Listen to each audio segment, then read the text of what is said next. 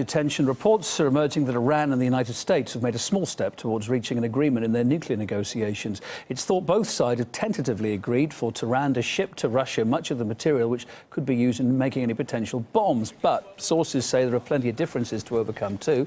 The next round of talks between Iran and the six world powers is scheduled to take place in 2 weeks' time in Geneva.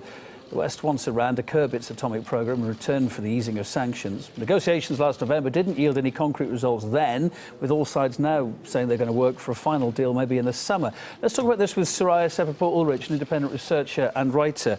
I'm very pleased to say is joining us live. Do you think we will see a breakthrough come the summer? And is this a chink of light at the end of the tunnel that we're reporting on now? Well, one would hope so, but even in November, prior to the November talks, Iran had said that it would agree to shipping its enriched uranium to Russia if a comprehensive nuclear deal was reached. And as you mentioned, it was not reached. Now they have to iron out how much of the enriched uranium Iran can keep and how much of it should be shipped.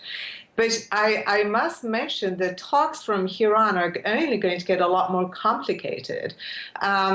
As we saw from Senator Lindsey Graham and John McCain standing next to Netanyahu, saying that they're going to take their lead from Israel and from him. And Israel is firmly opposed to Iran having any enriched uranium, of having operating centrifuges. So that would cause a halt in the talks. And Mr. Obama, frankly, doesn't have the power to lift the sanctions. And Iran would not forego any of its rights without lifting of the sanctions.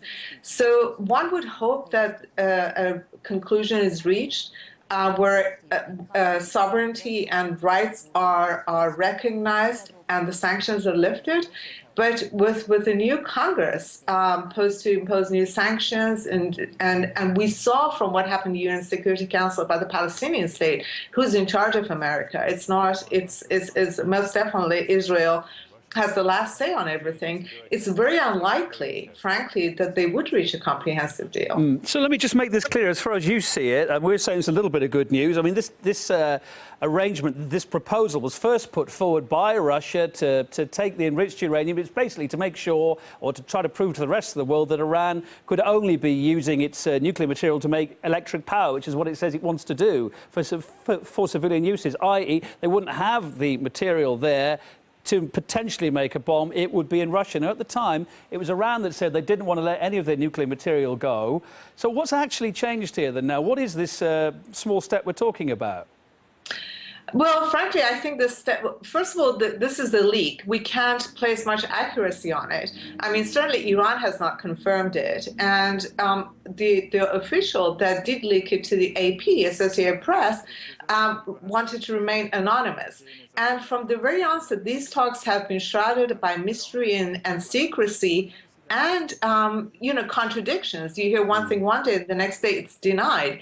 So I think until the actual officials come out and inform us, the public, that they've agreed on steps, then nothing can be taken as being accurate. There does seem to be a consensus that the talks are, albeit slowly, moving forward to some sort of positive conclusion. Who needs to give here? What needs to give for it to happen?